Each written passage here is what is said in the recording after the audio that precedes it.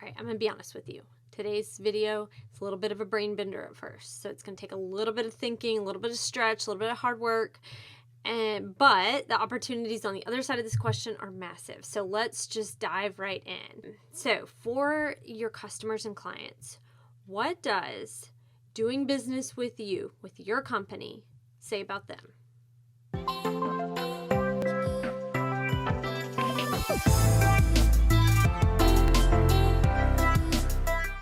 Okay, my name is Amy Boehner and I own Cardinal Point Media, and we help small business owners to drive traffic and sales to their small businesses.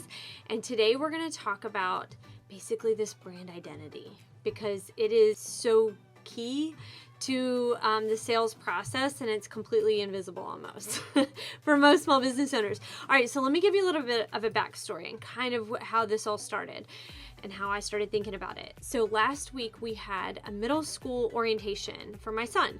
So anyway, I'm walking down the halls, and if you have been in elementary school or middle school recently, you know that elementary school, like the artwork on the walls is normally like pretty primitive, stick figures, landscapes, you know, those kinds of things. But when you go into middle school, you find something a little bit different. I was really surprised at what I saw. So there were all of these collages on the walls, and in the middle of the collages, they would have the student's name on them. And then all around the name, they would have brands, like brand logos, okay? So it would be Chick-fil-A. Chick-fil-A was really popular at this middle school. So Chick-fil-A, Nike, Under Armour. So all of these brands that these students wanted to be associated with, which got me thinking, we never really grow out of this. We never really do. So that's something to keep in mind. Even if it's not as overt, we never really grow out of this. My daughter, she has this water bottle and has this cute little sticker on it of like a VW Eurovan. And I thought, that right there, she's trying to say something.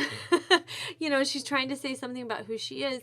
And we all do this. And as business owners, we have the opportunity to facilitate a little bit more of this, to help kind of bond and create a community around this identity. Okay, so most, even adults, have some sort of brand affinity to Apple versus Windows, right? They have some affinity towards what kind of workout program they have. Like, you know, people who do CrossFit because they talk about it a lot and they love it. And you know, people who do Pure Barre because they talk about it a lot. So it's these brands that have done a really good job of saying, this is who we are. And then this is who you are by being a part of it, right? So it allows people to kind of take a little bit of that identity and shine it for themselves. Okay, so you see that with like Jeep, Harley Davidson, Apple, Patagonia. You see all of these companies that people are very happy to share and happy to be a part of the brand. And it's because being a part of that brand or buying that thing, they feel not only does it solve some issue that they have, or it also says something about them, right? So there's a reason that you'd buy, you know, a Patagonia backpack versus one that you could get on Amazon for much, much less. So what we have to ask ourselves is, what does it say about your customer to be in business with you, right? So really want you to think about that, because once you kind of have that answer, like, well, they like buying local, or they value the convenience, or they love the high quality, or they can trust me, right? Then you can kind of build a little bit more around that, and you can include that in some of your marketing. A few years ago, my husband and I, we went on a Crystal cruise, and right when we left, they gave me this nice little pin to put on my jacket, I guess, right? That says Crystal Society. Now that I've taken a cruise, I am part of the society, which I think is kind of interesting, right? So you think about that, like, they are inviting me into their brand to not only come back again, but also to be a representative of their brand. All right, so then we went on another cruise afterwards, and then I don't know if you can see this one, but this one has some sort of a little gemstone, something inside. So it's like a higher level one. So it's not this one that every cruise passenger gets.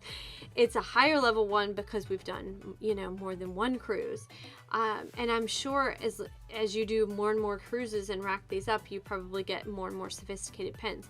But they knew, their marketing department understands how people think about this, and that people like being part of a group.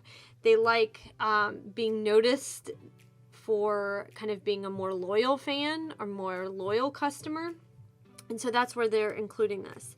And then they also create content on their social media page that is very easy to engage and share with, right? So they're constantly asking people to post their sail away pictures. So right when you're sailing away from port, a lot of people take tons of pictures, and they're inviting people to send in those pictures. So it not only allows me to feel affiliated with their brand, it also encourages me to be a marketer for their brand, right?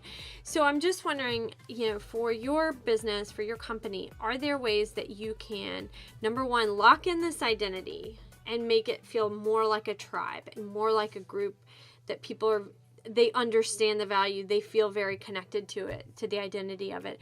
So anyway, I just want you to really reflect on that this week, is to ask yourself, what does it mean for my customers to be customers of my business? What does it mean for them? What is the identity that they have around it? And then how can you build marketing pieces? How can you build things to both solidify what you have and then attract more?